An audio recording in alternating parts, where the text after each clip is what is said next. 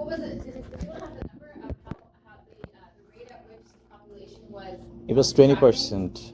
Pardon? 7.5 million. The current state was 20% or 5 million, and it was projected to reach 7.5 million. So it was a crisis, right? We're dealing with a crisis. We've got people literally dying, and we've got this company that has, a drug that's potentially life-saving, and research had shown that it was effective in treating the condition. So what was the problem here? Well, for this particular population, this drug was not affordable. So they were not able to access. So their lives were literally at stake in this case, right? They were not able to access these drugs because of the price. And so what started happening were a lot of things that we just heard. We've got the patients here wanting to access the drug, obviously wanting to save their own lives. We had the government. You know what? Before I get into that, I'm going to have you tell me all of these stakeholders yourselves. But I think we got a nice summary from Samuel's introduction. But we're going to go through each one more specifically. We've got a lot of parties here, a lot of conflicting interests. And at the end of the day, the challenge became, well, what should the CEO, what should Glaxosmithkline do? And really, in that question is, what is the role of managers in society, right? Or what is the role of leadership in society? Again, should they, because in this case, there was a primary concern for not only profit, but other things, right? Other company interests, but that was coming at the expense of a population from accessing these drugs. There was also this lawsuit going on, right? So why did the lawsuit ensue? The company actually sued the government in this lawsuit that was happening at the time. But why did GSK sue the South African government? What were they doing? What did the government do that put GSK in a legal position to actually sue them? Because they were importing generic medicine. So they were, pardon? They were importing generic. Yeah, so they were allowing generic versions of the drug to be produced and sold in that market. But why was that technically illegal? What was the problem with it? Because, Professor, they were protecting their intellectual rights and their property itself. Well, by the government allowing the generic versions of the drug, the generic producers, they were violating GSK's patent rights, right? So we all know how patents work. They're legal protections for inventions. And so GSK had these legal protections on their drugs. And so that prevented anyone else from producing that same drug at a cheaper price. So essentially it gives the company a monopoly over life-saving drugs. Okay, and so here we had a crisis because you have this company that holds a monopoly over life-saving drugs, and you've got an entire population or a significant part of the population that is literally dying because they can't afford the drug. So there's the crisis. What do? Okay, so I think in that we've identified the issues, all of these conflicting issues. Now, who are the main stakeholders? Let's start there. Let's start with let's just one at a time. NGOs? Sanjana? Yep. The NGOs. So NGOs, there are multiple. Do you want to highlight any one specific? That maybe Oxfam. Okay, let's look at Oxfam. What did Oxfam want? What were they interested in? On cutting the cost. So they wanted deeper price cuts. Now remember, the company actually cut their costs by 90%. It wasn't enough, right? So the NGOs and the patients and the government wanted deeper price cuts, if not free, or allowing the generic versions of the drug, right? So deeper price cuts. What other interests did they Increased have? awareness of the problem, this issue. Increased awareness. They wanted to awareness. Yeah. Okay, so what exactly did they want to raise awareness of? So I think if you look at the case, there was media campaigns, right? So Oxfam was attacking the company in the media. And so yes, they were focusing on GSK because of the current crisis, the crisis at the time. When I say current, it's current to that time. However, what do you think, or do you think that Oxfam had a greater mission in mind here? Was this really just about GSK, or did Oxfam have a greater purpose, and maybe attacking GSK directly? But were they sort of using that company as a means to some greater end? Like, what do you think they really wanted here?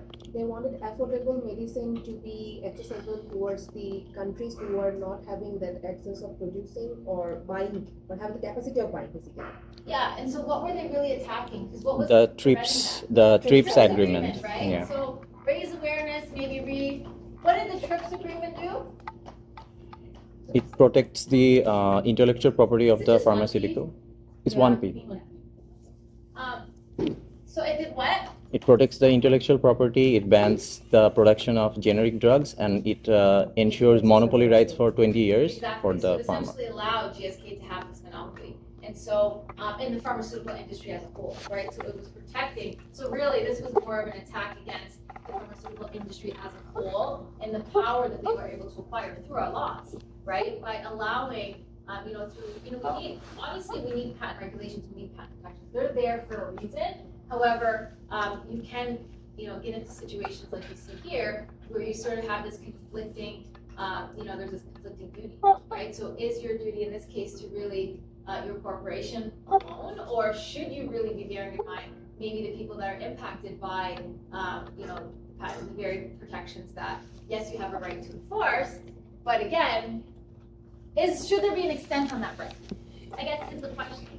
Right? Like, should we be limiting rights in cases where other stakeholders are significantly impacted to the negative? And this goes back to our stakeholder approach of corporations, right? Historically, corporations we held the view, or appearance held the view that it's really about shareholder maximization, and really the corporation should only really be considered of maximizing profit. Really, it's the shareholders that mattered, right? And so that was the view, sort of Milton Friedman's view. I don't know if you've learned about Milton Friedman, maybe your other courses, but it was the idea that corporations are primarily concerned and should be primarily concerned with their profit, with the bottom line, right? Making profit, satisfying shareholders, maximizing shareholder value. However, we no longer take this approach. We think of corporations, or the role of corporations now, and we teach more about what's called the stakeholder approach, and that's the idea that corporations, are really should be serving interests and should be prioritizing interests of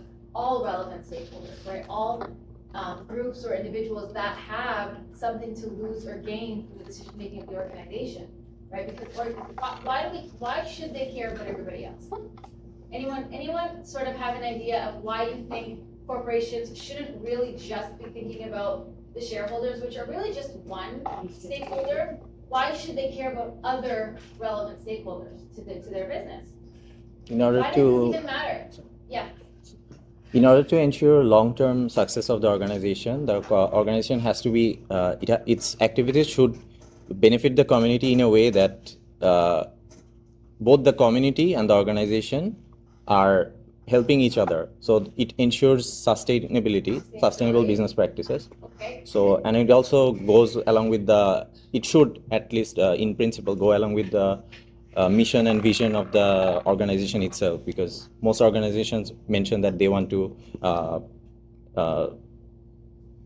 do welfare to the community as well. So I think it should be a step.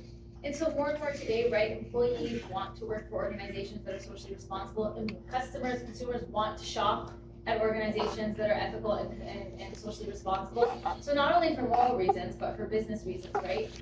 There are many to justify why organizations should be prioritizing all stakeholder needs. And again, you're without consumers, without employees, what do you really have? And so if you're not prioritizing their interests as well, you're only gonna go so far, again, from a business perspective as well. So do we have additional comments up top? Yep. Also, their reputation is at stake, because if the employees are not happy, they're going to speak up. If the customers are not happy, they're going to use social media to, it's all about the brand image here. Okay, yeah, so reputation also is at stake, yep. The cycle, right? Ultimately, it's the consumers who buy your products, and the consumers are the people out there in the community, right? So if you don't hold their goodwill, what are they actually, they're not going to come back to you, and neither are they going to talk about what your products do, etc., right? And then when you have nobody buying your things, you're not going to make any profit, right? And let's just come back to, but we can go on forever, but generally I want to just come back to the case. Okay, so bringing this discussion back to the case, because our consumers in this case that we're concerned about here are the patients, right? And so Oxfam NGOs, they wanted deeper price cuts, they wanted to raise awareness over the TRIPS agreement, they wanted awareness to be raised from a larger perspective on, the pharmaceutical industry as a whole, and the patent regime, right? The entire regime that's allowing the company to do what they're doing. So they wanted to bring that to light, and GSK was probably just the vehicle to do that. right? This was much larger than GSK for the NGOs, particularly Oxfam. And they also wanted to save lives, right? They also had a concern with saving lives. Okay, who is another stakeholder in this case? Government. The government, okay. What does the government care about or want? So Professor, they do have that broader vision that they want their public to be on the safe end, but at the same So time, save lives, yep. they wanted their economic growth to boom as well, because if they get the access to produce or have the patent to produce the medicines in their own local pharmaceuticals, their economy will also boom at the same time, and they will be able to provide medicine whenever it's need, whenever the patients. And that went to public safety, so that their so the concern is public safety, as well. right? Anything else the government actually wants here? Someone, Is the where we, to have access to affordable medicine, especially for the. they want access to drugs?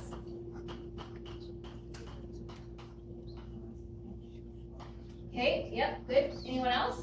They want to address the epidemic. Of course.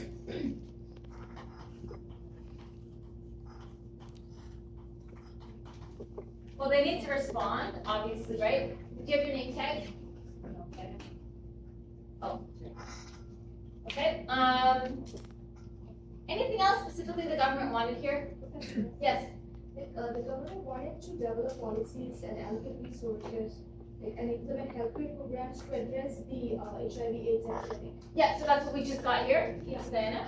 Yes, they were mainly wanted to develop policies regarding what sort of policies. Yeah, so they wanted to address, yeah, I got that. Anything more specific? We wanted to break the monopoly that was in place currently because of the TRIPS agreement, and that's why it was working on an amendment which was being opposed by the GSK. So if they could break apart the monopoly, then they could make the treatment more affordable, because the current rates were like it was astronomically high and it was not possible to get the treatment. So I think that was So under accessing the meds, yep, Moses, do you wanna, yep?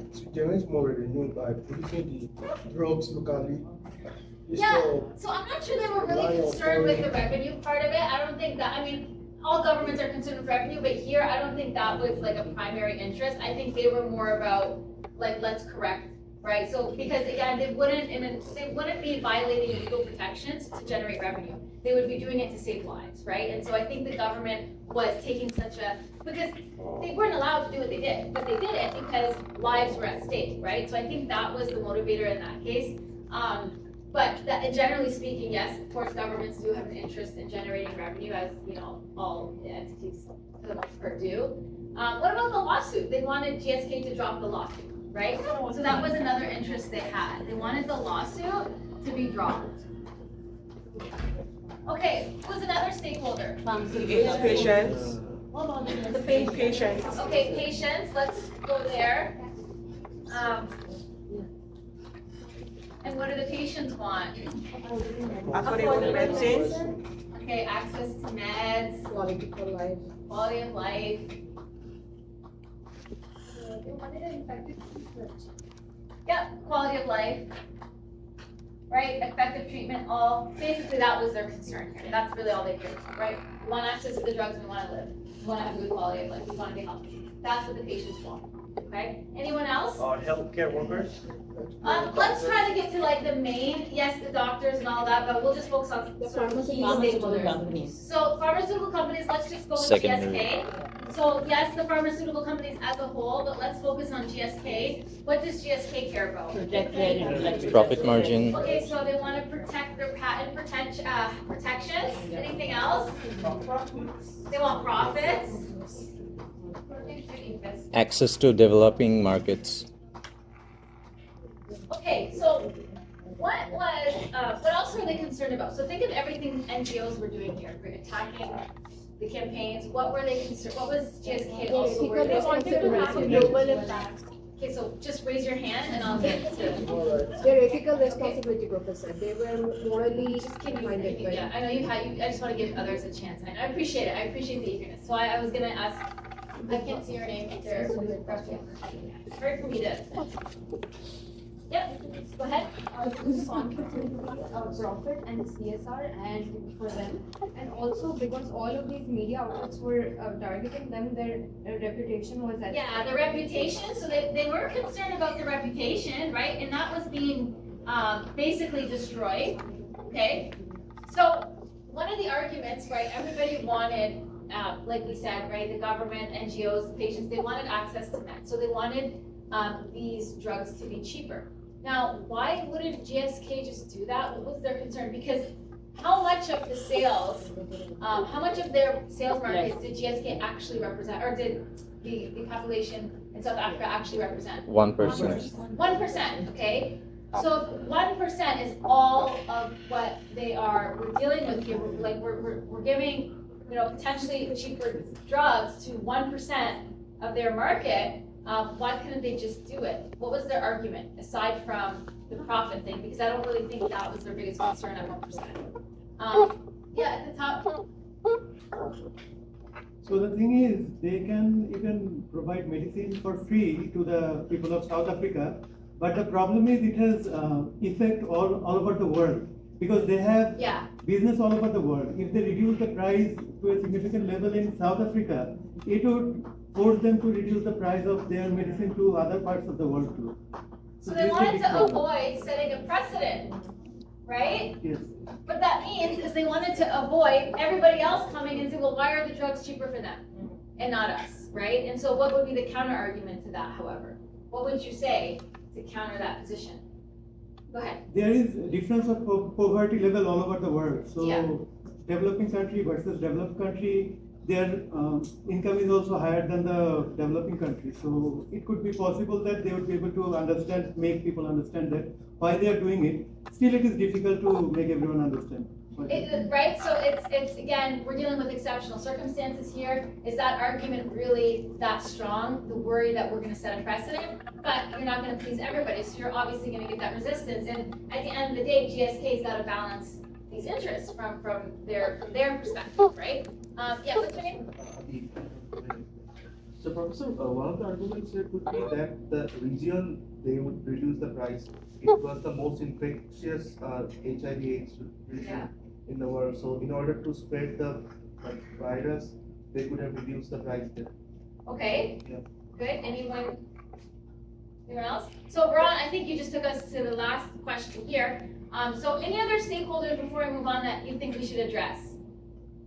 What about the other pharmaceutical companies who are producing the generic drugs? Because one of them actually tried to collaborate with GSK, but GSK declined.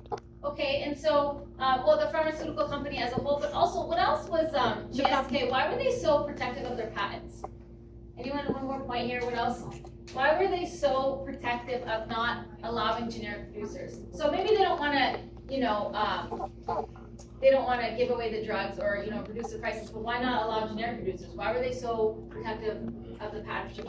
Because they invested so much in their Research and sectors, development. like research and The development. R&D sector. costs, right? So high R&D costs, they felt they needed to be able to cover and justify why they should have this monopoly. Okay, so if you were Garnier, in this case, what would you have done? Any thoughts? What would you have done to try and balance the interests here? Or would you have done anything? Would you have done what he did, or would you take a different approach?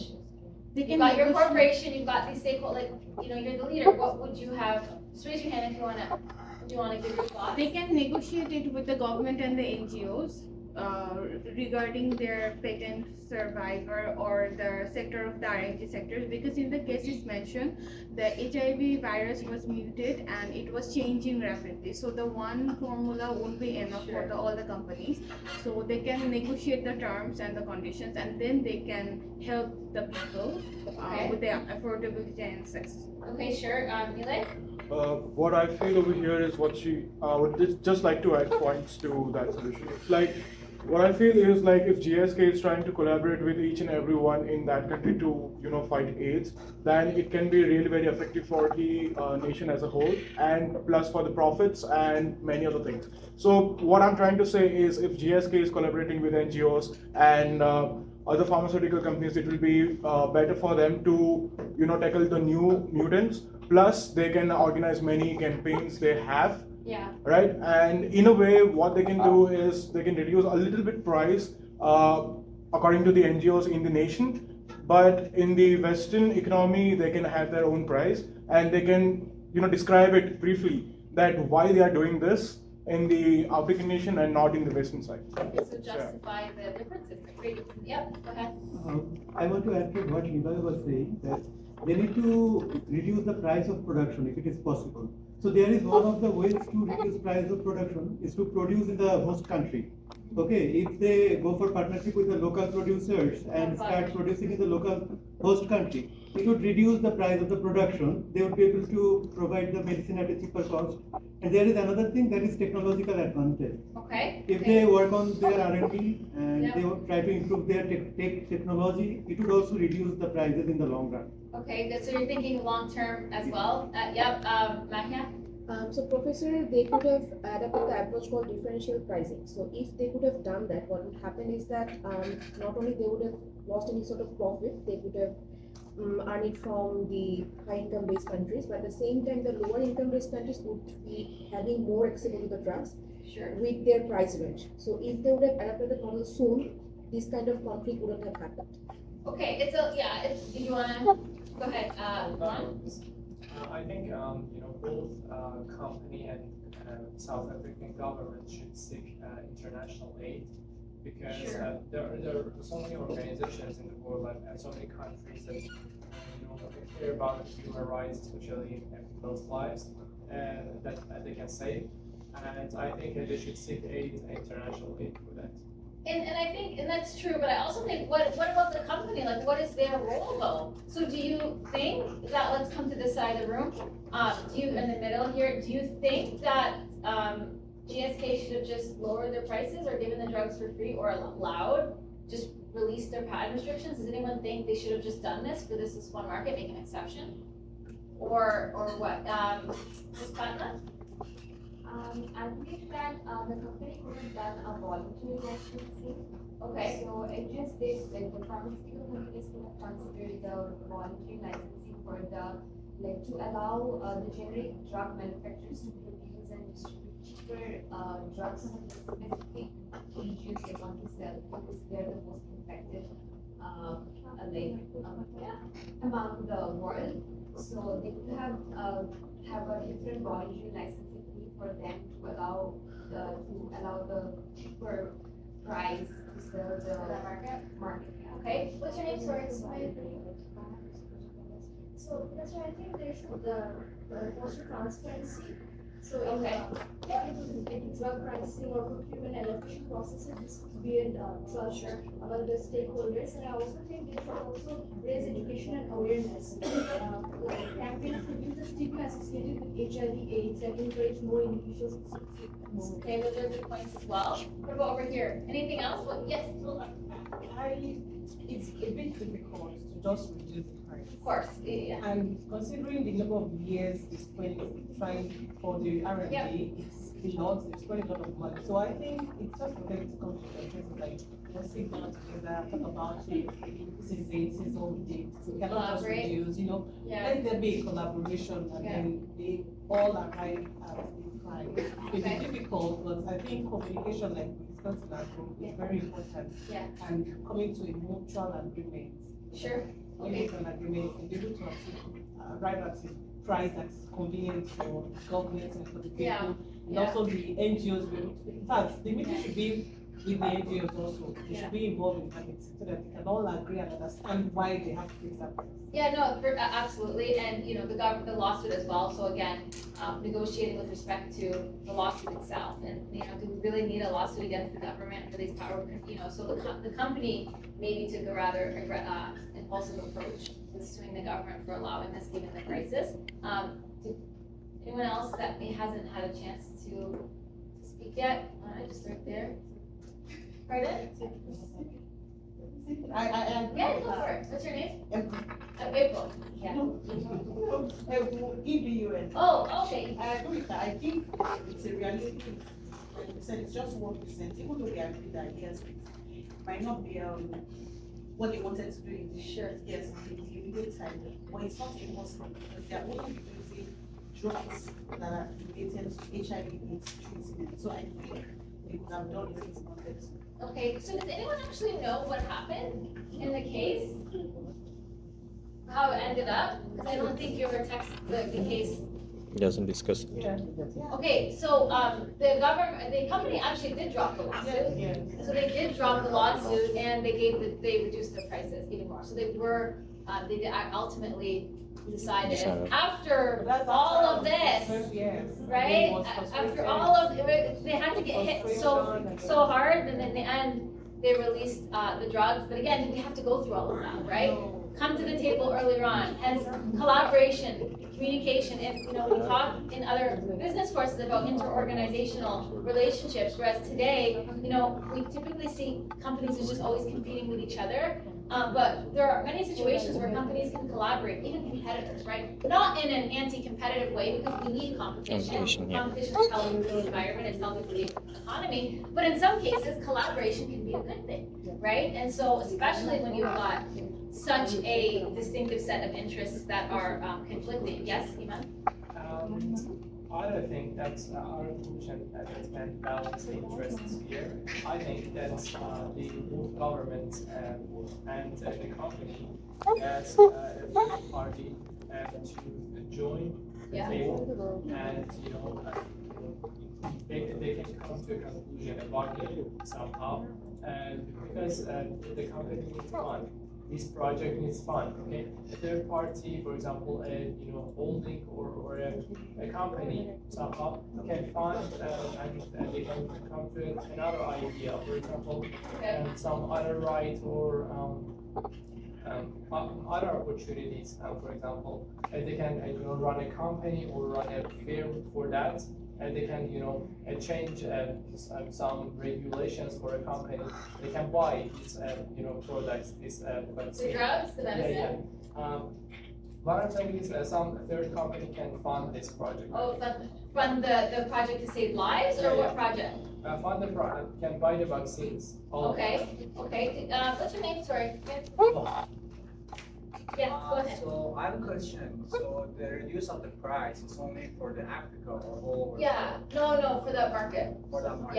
Yeah. No, I think what actually happened, they allowed the generic producers. And so they allowed other companies to give lower costs, as opposed to GSK essentially fixing the problem. They may have reduced their costs further, but I think the big result was allowing other companies to start producing the cheaper version. So they could still worry about protecting their costs and all of that by, So one thing I understood about these pharma companies, they're really brutal. Yeah. They don't care about anything. Well, yeah. I've heard in a lot of podcasts and news that they know, for example, a lot of ingredients in some regular pills, for example, Advil. And it's they know, for example, it has opium, and it's really addictable, but they don't care. They just release it. And after 10 years, after a lot of research, oh yeah, we kind of knew it. Did anyone see? It's a good point because there are concerns. Anyone watch the opioid documentary? It's an opioid, but that's essentially what happened with the opioid crisis, right? A lot of these companies knew the highly addictive nature of OxyContin, right? Exactly. And they allowed it. I mean, they kept going. They were selling it out of aggressively selling it, knowing that there were addictive features. And so in the end, the company, was sued. The company paid millions and millions of dollars, but what was the actual outcome? Nothing. Because guess what? Doctors are still prescribing Oxy like it's nothing, right? And so it's these industries have so much power. These corporations have so much power. And so many people were impacted negatively by OxyContin and the sort of rush to prescribe them because they are addictive. And people who are going in for simple injuries, being prescribed medicine to treat those injuries are ending up with lifelong addictions and then mental health issues that are coming from that. Many of them lost their lives, right? Overdoses were just at an all-time high, and it's still going. This isn't an end. We're still in an endemic with respect to the opioid crisis.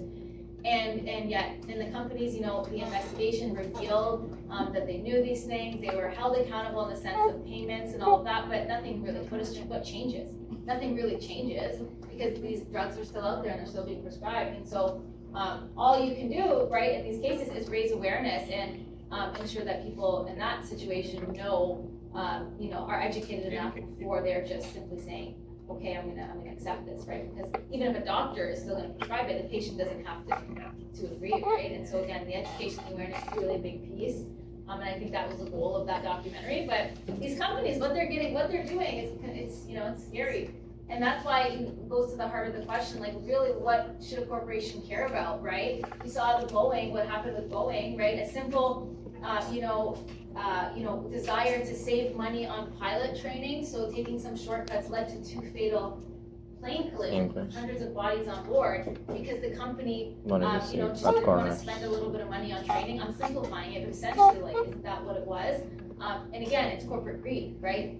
What led to these errors that are ultimately killing people or, costing lives is corporate greed. It's a very real thing. And it's prioritizing corporate profit over anything else. And it's getting to a point where companies will do that at the expense of lives, at the expense of safety, and it still happens every day, right? There's lots of stories we can talk about where companies are engaging in, it's just like knowing they're putting poison out there for human consumption and doing it anyway.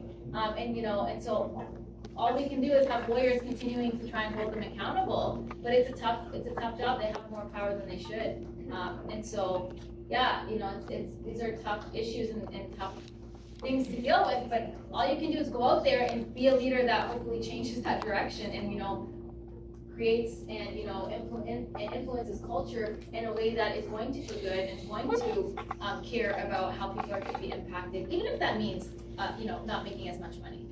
Because, really, anyways, I could go on forever, right? Statistically, what is the search for money bringing people? Because statistically, the more money people have, the less happy they are. After a certain point of basic needs, research has long shown, the more money you make, the less happy you are. So it's like, what is everybody driving for in this like search for money as, as external validator? It's like the amount of money I make somehow equates my self-worth. But yet those people are never happy because you can't define your self-worth by external things. You can only do it intrinsically, right? And that goes back to our leadership discussion. Coming to a place of understanding your worth is defined by yourself, by your intrinsic values, and nothing else. And so, this chase for money that corporations just seem to never just keep sort of going after or going through is, it's just a bottomless pit. It really is. Yeah.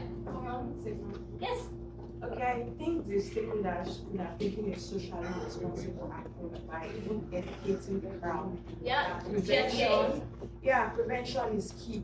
Yes. Once you prevent, if you are able to address the issue of the epidemic, so they were more concerned with their interest and prices, but they could have also engaged with teachers to educate people out that prevention is key, even if it's very expensive. Sure. You guys can try to do that with this issue. And I think that's very, very important as well. But the other stuff had to be addressed as the crisis, right? There was no choice but to deal with that. But that is a more fundamental concern, right? What's your name?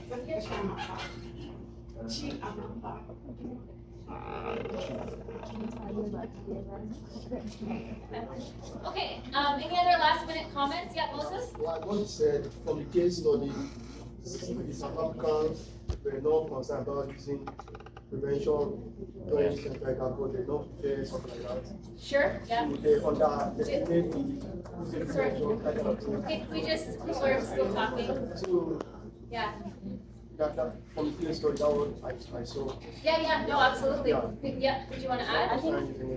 I think the involvement of a third party, like he said, but not in the company, but from like the WHO standpoint would have been great, right? Like the World Health Organization sort of had more of a control over here in terms of their pricing strategy of GSK as well as the government in terms of what they could do, right? Because yes, GSK is spending a lot of money for their research and it's important for them to, if they reduce their price, they're not going to be able to invest more in research for other things later, right? Sure. So can they fund? Can they back it up? Can they get support from like other countries who are loaded with money, not consumers in terms of pricing them higher, but governments who have a bank for this, right, to support, right? It was a world health crisis, right? No, absolutely. Yeah, collaboration is key. Also keeping in mind, short-term sacrifice of profits isn't gonna take a company like GSK down, right? Especially with 1%. So they could have let that go and not have, their reputation from doing that probably would have in turn led to increased profits anyway on other fronts because they gave up for 1% of the food, right? And so it all balances out in the end. Sometimes sacrificing short-term actually benefits you long-term, and that's the idea about being socially responsible as well, because reputation alone will benefit you. Yeah. I think during this pandemic also, Yes. recently we had so many of the pharmaceutical companies actually collaborated and they deal with the situation. Yeah, So absolutely. That's I why think yeah. even GSK would have, Yeah. I've done that. So for benefit of anything, yeah. You can't underestimate, the importance of collaboration. Yes, what's your name? Party. So I want to refer back to the collaboration with the government, that if any business entity want to collaborate with government for in developing the medical infrastructure or something like that, there is a always hidden interest of developing their business, like improving corporate image. And GSK reputation was also integrated with that if they want to invest in infrastructure development of that. Sure, yeah. Okay, great. Well, that was great. You had so many great comments, so I appreciate all of your contributions, your comments, your engagement with the discussion with the case. Did you all enjoy reading the case? Did you find it interesting? Did you find the discussion interesting? I hope you did. A lot of very real issues that people like me. So that will be it for today. I have an announcement about next week. I sent some students are missing, so I will definitely post an announcement. So next week we actually don't have any classes. If you look at the course outline, you'll see I've allocated art class next week just for you to prepare on your presentation because those start on the following Tuesday, right? So not next week, but the following Tuesday the presentations start. So if you're that first group, British Airways, make sure that you are prepared to go that day. So what I'm actually going to do next week, because again, we've got so many students and this is a small classroom, so I'm going to have you, the expectation is that you're meeting with your teams during class time, okay? But I'm not going to have classes here that next week so that you can meet wherever is convenient for you to maximize your team participation, okay? And even if that means meeting with each other online, okay? But I do expect that you are using that time to meet because there should be no reason why people aren't meeting because you all should have class time as your commitment that day, okay? So I really hope that I don't hear we've got conflict issues. What I will also do is I will be available on Teams during class on those dates. So if any of the groups want to just come on to Teams and consult with me about your project, ask me questions, get my take on something, I will be available for that. What I do ask is that you as a team email me and let me know that you would like to meet during class time, right? So I think they're on Tuesday or Thursday, and I will put you in a slot so that we can have like a group to meet in the group individually or together to have a session. Okay, without anyone else there. Okay, so I will organize that so that I can consult with each team that needs that. Are we all good with what's happening next week? Yes, If you don't come to class, actually, Just if you meet. want to use this class as a meeting room, you're welcome to do that next week. Okay? But there won't be any lectures. Anyone have questions about that? No? Okay, so I will follow this with an announcement just to make sure everybody knows. And if you do have questions, email me. If I see some of you on Teams, we'll do that. Otherwise, we'll get back here Tuesday for the presentation. Okay? Thank you.